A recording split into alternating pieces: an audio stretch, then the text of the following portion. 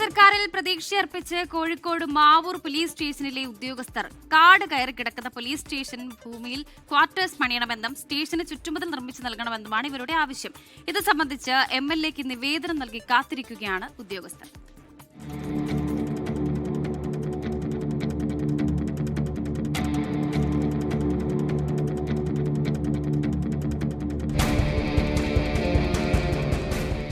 Mavoor medical college, Kunnamangalam, Pantheerankavu സ്റ്റേഷനുകളിലെ നിരവധി പോലീസുകാരാണ് താമസ സൗകര്യമില്ലാതെ പലയിടങ്ങളിലായി വാടകയ്ക്ക് താമസിക്കുന്നത്.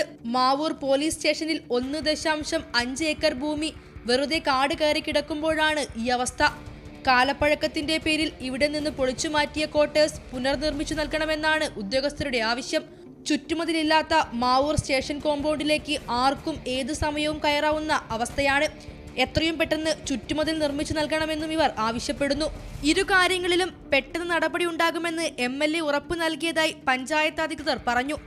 മാവൂർ പോലീസ് സ്റ്റേഷനെ സംബന്ധിച്ച് പറയുമ്പോൾ മാവൂർ പോലീസ് സ്റ്റേഷൻ കുന്നാലം നിയോജകമണ്ഡലത്തിൽ ഏറ്റവും കൂടുതൽ സ്ഥലമുള്ള ഒരു സ്റ്റേഷനാണ് മാവൂർ പോലീസ് സ്റ്റേഷൻ.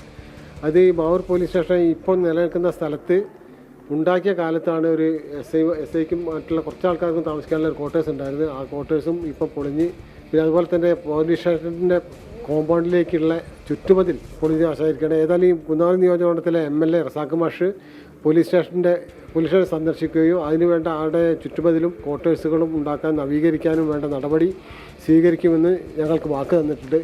MLAയുടെ ഉറപ്പ് യാഥാർത്ഥ്യമാകുന്നതും കാത്തിരിക്കുകയാണ് പോലീസ് ഉദ്യോഗസ്ഥർ. 24 കോഴിക്കോട്.